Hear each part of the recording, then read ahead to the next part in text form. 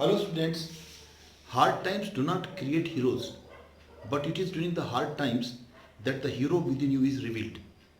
However big your target might be, anything in the universe that you want to achieve, definitely you can achieve, and the talent within you is not only enough, it is more than enough for achieving that target. What is needed by you is that you need to put a matching effort. With this positive note, today we are going to study what auxins are. Auxins are a group of chemicals, and these are naturally occurring, these are plant hormones. So they are prepared from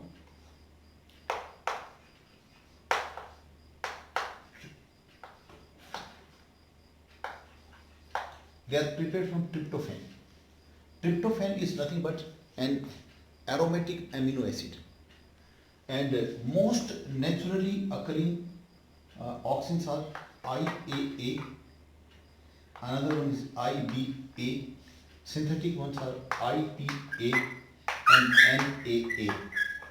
See, this is indole 3, INDOLE, indole 3 acetic acid, indole 3 butyric acid, indole 3 propionic acid, and this is naphthalene acetic acid. These two are synthetic ones. Synthetic ones, that means they are prepared artificially. These two are naturally prepared. And with this, we will move on to so as to what the function of auxins are. Number one, most important function of auxins is that they cause cell enlargement and differentiation. See, enlargement means growth of the cell, and differentiation means the less specialized cells are made more specialized. So that was all about cell enlargement and differentiation. Another function of the auxin is that it is initiating the formation of roots on stem cutting and callus. Stem cutting and callus in artificial vegetative propagation, these are two ways. That one is growing new plants by the stem cutting, another is tissue culture.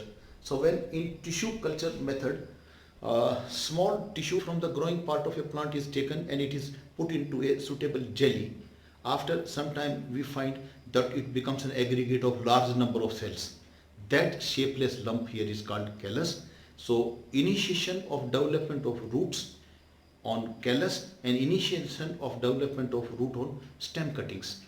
These are the functions of auxin hormone. Third one, you can say it helps in the formation of fruits, and it also helps in the formation of seedless fruits without fertilization, and that is called parthenocarpy. That is called parthenocarpy is a process.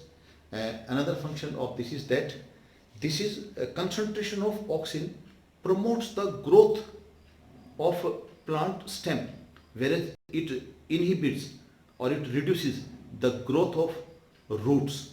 Wherever the concentration of auxin hormone is more in stem, the growth will be more, and wherever the concentration of auxin hormone is more on the root, the growth there will be less.